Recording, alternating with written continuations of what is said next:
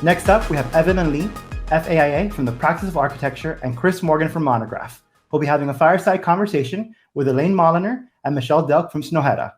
Please join me in welcoming our next guest and the final group speaking on our keynote stage today. So welcome to Section Cut, a virtual conference for practice operations professionals across architecture, landscape architecture, interior design, and engineering. Today, we're excited to be joined by Elaine Molinar and Michelle Delk from Snøhetta to discuss collective intuition and operations at Snøhetta. Before we get started, just a quick introduction to our speakers. So Elaine is currently leading general management and strategic planning and business development at Snøhetta. She is a member of the American Institute of Architects and is a lead accredited professional. She serves on the board of trustees at the Van Allen Institute. She sits on the advisory boards of Madam Architect, the Penn State Stuckman, am I saying that right? Stuckman, sorry, School of Arts and Architecture, and the University of Texas School of Architecture. And Michelle is a partner and a design director of landscape architecture at Snøhetta. She has continued to cultivate transdisciplinary collaboration while providing insightful vision for the creative advancement of environment, and has led diverse urban projects at a variety of scales with emphatic community and client groups. Michelle is fascinated by the urban environment and its influence on people's lives. Clear thinking and collaborative principles characterize Michelle's leadership in projects. So excited to have you all. Thanks for joining us.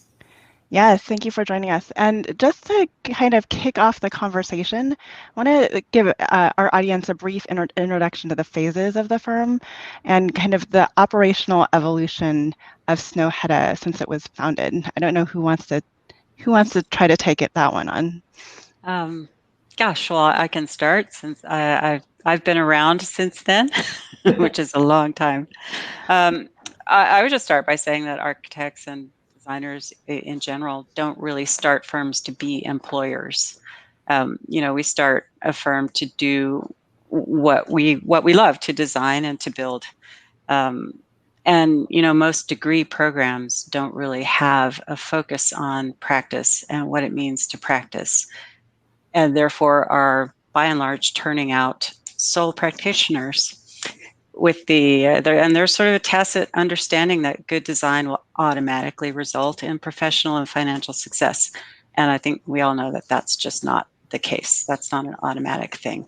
So, in the early years, we were focusing on design, and we didn't really have a kind of a theory or a method of how to construct a practice in those early years. That comes over time. Well, definitely. I know I sometimes joke, but not really, that it's overwhelming though. If you think about when you're a student entering into the design profession, you're so focused on learning design. It's, I think, in some ways something that's really useful that we each learn more about over time.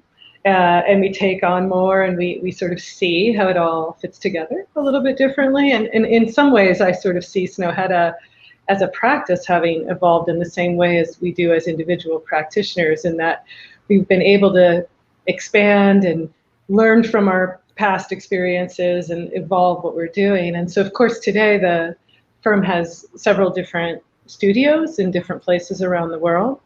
And of course, speaking as a landscape architect as part of the practice, something that's, I think, really important to share is that in that beginning, architects and landscape architects were working together. So we really have a DNA in our practice coming through, looking through different disciplines in how we approach design. But I think over time, we've been able to expand upon that, develop that in different ways. And I joined the firm about 8 years ago in the US offices to really be able to bring more focus and look at landscape architecture in terms of the context of the practice, but also in new ways for our practice. Yeah, and I think I can't remember how long ago now, but at some point the discipline of interior design grew, and then graphic design and product design, furniture, and things like that. So we have a variety of different firm owners of firm sizes attending. So Elaine, you mentioned that it wasn't kind of an intuitive the operations piece wasn't intuitive. So at what scale did you guys have to begin kind of thinking more seriously about that? Well, I would say probably a good decade in. When we started out, we were a small group of people and in a kind of an all hands on deck mentality. And that worked for a long time. And even though our practice was really established by an enormous project, the Library of Alexandria, that required large numbers of people and managing consultants and things like that, it didn't really, it seemed like an exception rather than the rule. And it was about a decade later when we won the Oslo Opera competition, I think that we realized that getting more substantial commissions and needing to upsize and scale up was going to be more of a regular thing. And I think at that time we sort of bit the bullet and made the realization that we are also employers and we need to take care of all of those issues. So yeah, good decade in, we thought, well, okay, we have some traction. Let's keep going. The way I understand it is that Snøhetta only had a Norwegian office for roughly like the first 16 years before opening the New York office. I'm curious what lessons from Norwegian working culture we might need to learn from in the US, and also in the reverse, like how do you think that the American culture has influenced the Norwegian office? Well, I think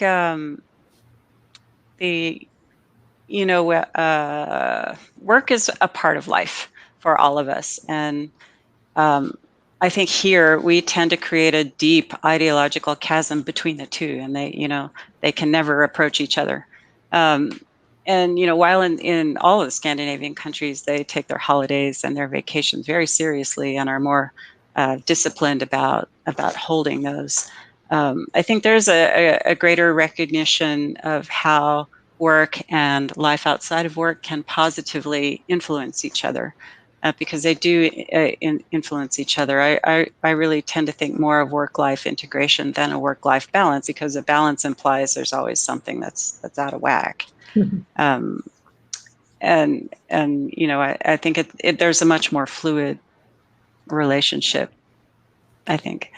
Yeah.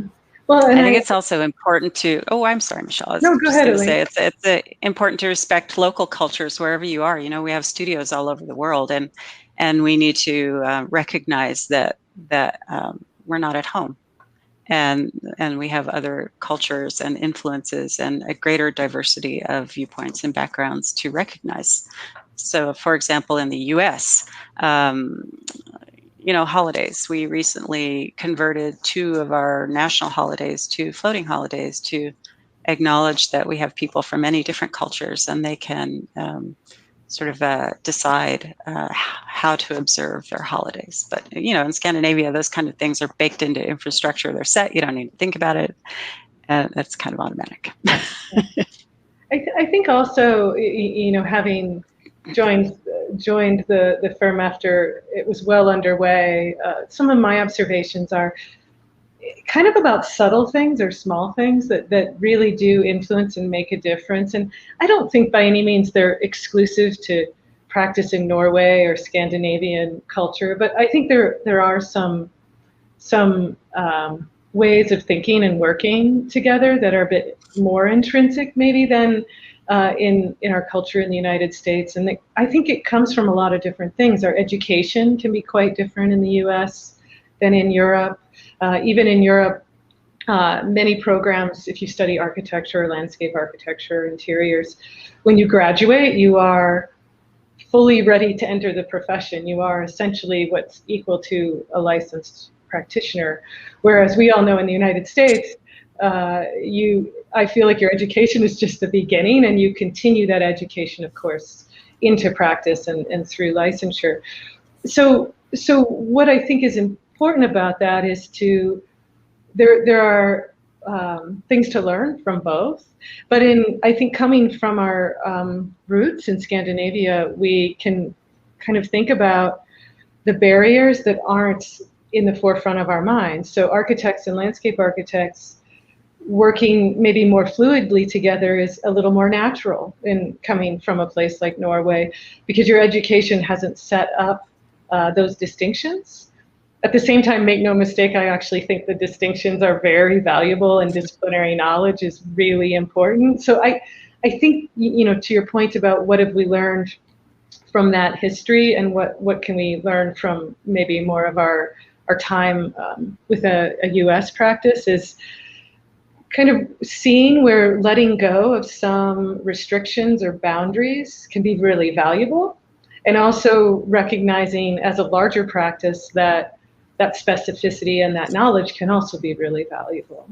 To connect to this question about school, when I was a graduating architecture student, I remember resonating strongly with Snøhetta's emphasis on eating lunch together at the large kitchen table in the studio. And I always associated that detail as representing like a uniquely healthy working culture, since lunch is a part of everybody's daily experience at work. And sometimes work that hasn't really factored in lunchtime, whether designed or not, and I'm just curious if you could share a story or two from the office that's centered around this table, and especially like the shared meal around the kitchen table in the office.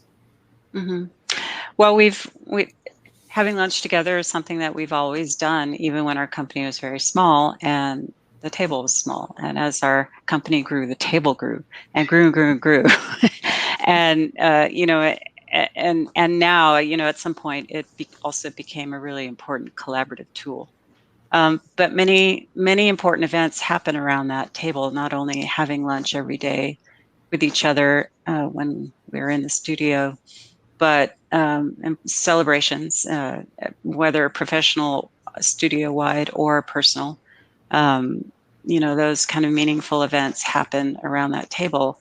Our studio has often hosted personal events as well, somebody's 50th birthday party, or a wedding celebration, or celebrating people when they move on from our company and go on to new endeavors. We take that opportunity to recognize what they've meant to us. Mm-hmm. Well, when Elaine spoke a little bit ago about work-life integration, and I kind of think of the table and coming together as a really nice reminder to give yourself permission to take a moment. Our work is so important to us, and we can get very focused, and it's kind of easy to work through lunch, and sometimes that's because you're really passionate and focused on it, and it's not a bad thing to decide you're going to take a break a little bit later. But I think also, especially in U.S. firms, we can feel that it's difficult to take a pause. And so to me, the lunch table is just kind of a reminder that taking a break is actually a way to refresh your minds, to have conversations. And sometimes our conversations at lunch are about where someone traveled, or someone who just had a baby, or something happening in our lives. But sometimes it naturally flows into sharing something about a project. Maybe you just came back from a client presentation or a site visit. And so we learn and we share much more casually by just having those moments that invite us to take that time. And it can be for 10 minutes or it can be for an hour. But I think the presence of the lunch table and the idea that it's a gathering place is so important. And I think we've been missing it a lot during work from home, by the way. Right. And I think those daily informal conversations also build trust, and that built trust also spills over into the collaborative nature of our work. It makes work much more efficient, and the benefit of that is obvious. Mm-hmm. Not only personally fulfilling, but it's good for business. I want to dig a little bit deeper on this concept of sharing knowledge, or even seeking knowledge. I think, in architects, we tend to share with one another, but there's an article on cracking culture in Design Intelligence, Elaine, that you were in, and you mentioned that you have a network of people who are in similar positions, but outside of architecture. What are those conversations that are you having, and what are some of the best learnings that you're getting from outside of the profession, and then kind of reapplying it to your firm and Snøhetta? Yeah, I think it's often not so much anything specific, but it's a great opportunity to learn from the way others handle situations, the way they handle themselves, the degree of self-awareness that other professionals have, I think has been remarkably valuable to me. On a personal level, and I learn about the challenges that they've faced and see how the challenges I face are either similar or different, and how I can learn from them. I think I've also observed there's a very broad spectrum of the way companies operate, other companies operate, and I think it's made me realize that our profession and our studio, our company, is a very special and unique place. And gives me joy to come to work every day.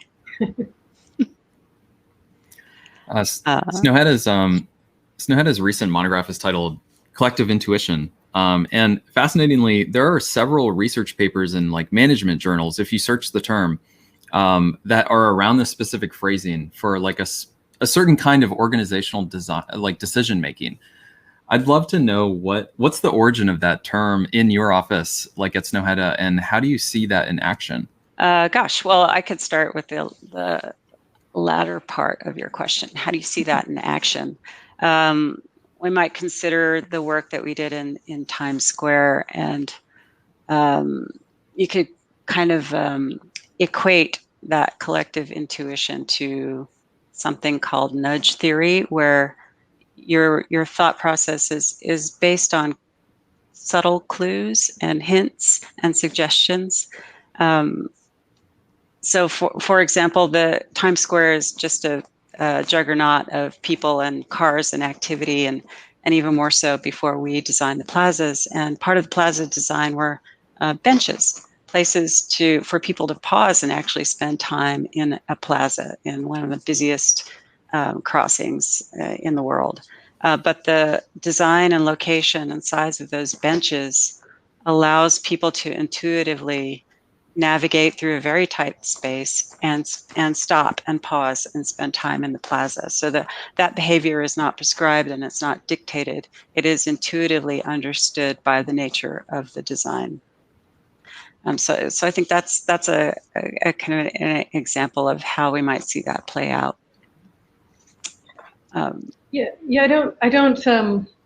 don't know if I know the answer to when collective intuition became a term that we started using, but I do think it captures, as Elaine says, a way in which we approach our work that is so many people will ask us or talk with us about collaboration, and collaboration happens within our studio, within our teams, across the disciplines of design that make up our practice. It happens with external collaborators, so other consultants, but also with clients. But I think it also, when I think about this idea of collective intuition and sort of drawing from others, it's also about observation and asking questions and learning through process. So it's what we bring, what we know, what we've experienced, and also remembering to take time to immerse ourselves in a place and observe and recognize what your preconceived notions may have been, and sort of follow that kind of intuitive problem solving or exploration. So I think to me it captures a lot of different perspectives. I think there's another term that you use about your work called transpositioning, or the exchange of roles. Can we go a little further on that? And can you give us some examples of how this works in the design process in the studio, and even maybe staffing on projects teams? Sure, I can start us off. I think it happens in different ways at different points in time. So the idea of transpositioning is essentially just setting aside maybe your individual or disciplinary point of view and kind of putting on someone else's hat. So coming to the table, we start our projects as much as we can by bringing a group of people together with different knowledge, different experience levels, different points of view, and we begin to ask questions and explore ideas. And so the idea that I'm not coming to the table as a landscape architect or Elaine as an architect, but just as a collaborator, we can start to kind of see it through someone else's lens. So you may consider the point of view of a future user, or maybe consider the view of an animal in a project or whatnot, is one way to begin. And at that point in time, especially, an idea about how to proceed or a question that prompts an idea can come from anyone. So it could be a partner, it could be an intern, and it's kind of all just put on the table. I remember one project that we were having many workshops and sessions with our client group. It was a really big, complex client group. And one of my favorite ideas came from the lawyer that was a part of the client group team. So she was sort of adopted this, be free and don't be, you have to let go of fear of sort of sounding like you don't know what you're talking about, or saying something that people may think is a little bit silly, because then someone around that table can draw from their experience or their disciplinary knowledge, and often build on an idea that maybe was a little silly or didn't seem like it was right on target, but often that can prompt other discussion.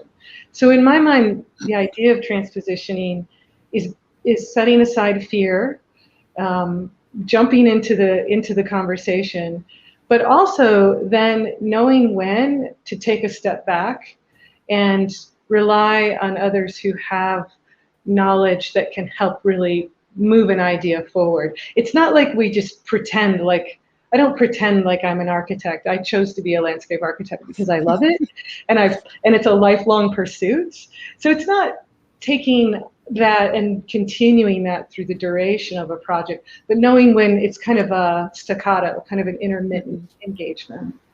Yeah, it's also about suspension of disbelief. So, we have to put aside our disciplinary baggage, I guess, and dream a little bit, and not think about handrails or grade, slopes of ramps and things like that, because we're developing the identity of the work at that stage. So it kind of releases your creativity. Yeah, there's this great interview with Michelle where, Michelle, you discussed this, that like early stage site planning is quite possibly the most important opportunity that we have as designers. I'd love to know more about like what has investing in this process uncovered for some Snøhetta projects. I may be the most passionate person when it comes to site planning, something that as design students, most of us don't find very interesting, I think. I would say, to me, it's everything. To me, what drew me to Snøhetta's work, and what I think we are really able to explore, is recognizing that site planning is part of setting a design in motion. It's what enables unlimited possibilities. And if I use a project that you might be familiar with that I think captures that really well, is the Calgary Library. The Calgary Library, if people don't know, is there's a light rail line that goes right through the middle of the site, and that was there when it was basically a parking lot with a light rail. The light rail starts to go below grade, or vice versa. And because I really believe, because we came together around the table, people with different experiences and points of view, and we started asking questions like, what should this library be? And simple things like, where's the front door? And we said, wow, I don't think the front door can face any one direction, because this is in the middle of a evolving city and community, and we don't want to turn our backs on anyone. And we said, well, maybe, can it be in the middle? I mean, who puts the front door in the middle of a building? But and to put it in the middle, we had to get people 15 feet above street level. And so we were able to, I think of that as site planning. Where do we enter? How do we negotiate grade? And how does that start to inform the shaping of a building and a site together. And I know we're maybe a little short on time, so I could talk for the next hour about it. But I won't. I want to lean a little bit back towards operations with this next question. Generosity, collective ownership, and political space are core values to the collective intuition, and you guys have championed reduced income gaps internally, even between entry level staff and partners.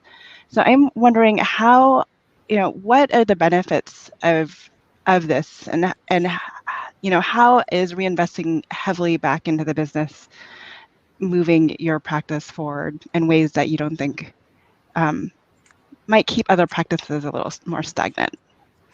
Well, wow, there's a lot in that question. Yes. I think Sorry. that's okay.